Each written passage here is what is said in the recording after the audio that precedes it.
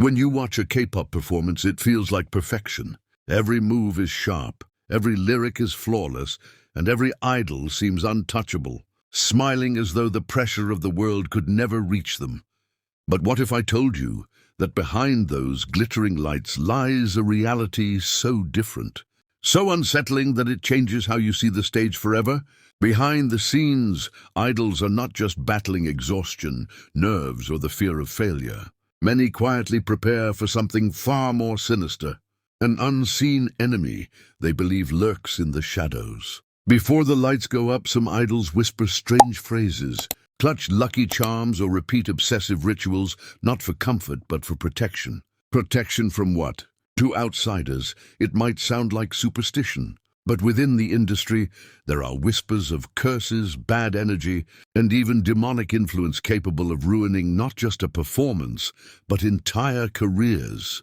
Some idols have been said to act like demon hunters, fighting unseen forces with rituals, prayers, or secret practices passed down in the industry. And the shocking truth, fans rarely see this side because it is carefully hidden, covered by the illusion of effortless perfection. This is not the polished, behind-the-scenes content you're used to. This is the untold story, the rituals, the fears, and the invisible battles idols fight before stepping into the spotlight. A world where every chant, every gesture, every superstition could mean the difference between triumph and disaster. Tonight, we're pulling back the curtain. You're about to discover the secret war behind K-pop idols' rituals. And once you see it, you'll never look at your favorite groups the same way again. The unseen fear behind the stage. Every fan sees the dazzling stage, the lights, the costumes, the screams of thousands of voices echoing in unison. But what fans don't see is the silence just before the performance. When idols stand backstage with their hearts pounding, their hands trembled, and their minds flooded with fear. Not fear of forgetting a dance move, but of something darker. In the high-pressure world of K-pop, mistakes are costly. A slip, a crack in the voice, or even an awkward expression can spiral into viral ridicule. But beyond the fear of public shame lies something more mysterious. An unspoken belief that unseen forces can sabotage the performance itself. Whispers of bad energy, curses, or spirits lurking in concert halls are not uncommon among idols. For some, the stage feels less like a platform and more like a battlefield where both visible and invisible enemies await. It's in these tense moments that idols turn to rituals. Some clasp their hands in prayer, begging for strength and clarity. Others repeat a chant or mantra to ward off whatever evil might be watching. Even the simplest gestures, a deep breath, a bow to the stage floor, or a tap of the microphone, are not random. They are shields. The fear is not entirely unfounded. Stories circulate within the industry of concerts plagued by sudden equipment failures, idols collapsing without explanation, or voices mysteriously vanishing mid-performance. While fans call it coincidence, many idols believe something more sinister is at work. This unseen fear drives the rituals you never see. Rituals designed not just for confidence, but for survival. To idols, the stage is not just performance, it's spiritual warfare. The protective rituals idols swear by. Not all battles are fought with weapons, some are fought with rituals. For K-pop idols, protection comes in forms that fans rarely imagine.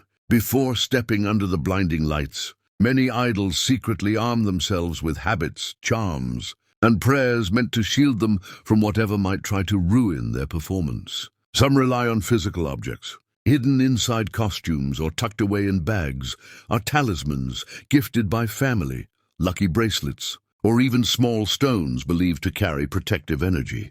To outsiders, these items may look like simple accessories, but to the idols, they are shields, anchors that remind them they are not walking alone. Others turn to spoken rituals, a whispered prayer, a muttered phrase, or even counting in a certain pattern becomes a weapon against fear.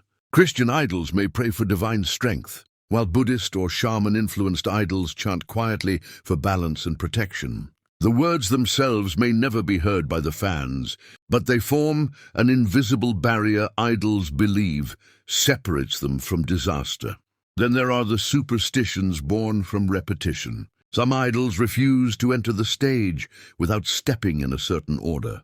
Others knock 3 times on a wall before leaving the dressing room. And some always sip honey water at the same moment before the curtain rises. These habits may look quirky, but in a world filled with pressure and fear, they offer idols the illusion of control.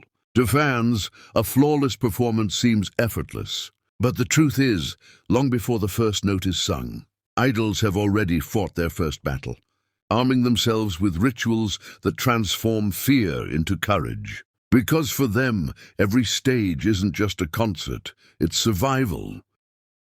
Rituals that cross the line. Not every ritual is uplifting or empowering. In the relentless world of K-pop, where idols are expected to look perfect, sound flawless and perform without error, some backstage practices reveal the darker price of chasing perfection. These aren't just routines, they're sacrifices that blur the line between discipline and destruction. For many idols, it begins with extreme diets, hours before a concert. Some refuse to eat, convinced that even a small meal will make them look puffy under stage lights. Others live on a few bites of sweet potato, a sip of honey water, or nothing at all. Starvation becomes a ritual, a twisted belief that thinner always equals better. To fans, they appear glowing and healthy, but behind the curtain lies hunger and weakness. Then there are silence vows. Determined to protect their voices, some idols avoid speaking for hours, or even days before a big stage. Dressing rooms fall quiet, not from calm but from fear. Words are locked away, and loneliness becomes part of the preparation. The silence may save a note, but it steals away connection and comfort. Perhaps the most dangerous are the rituals of overtraining. Idols push their bodies far beyond safe limits, practicing until their muscles tremble, ignoring injuries, and even collapsing from exhaustion. Some perform while sick, fevers hidden beneath flawless smiles. The ritual of endurance becomes a badge of honor, as if suffering itself proves their worth. These practices are rarely shown because they shatter the fantasy of effortless perfection.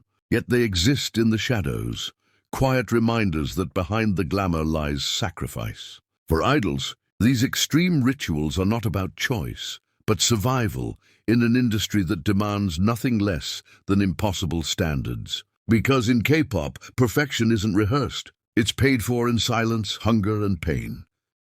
The industry's silent acceptance. Publicly, entertainment companies portray K-pop as sleek, professional, and perfectly controlled.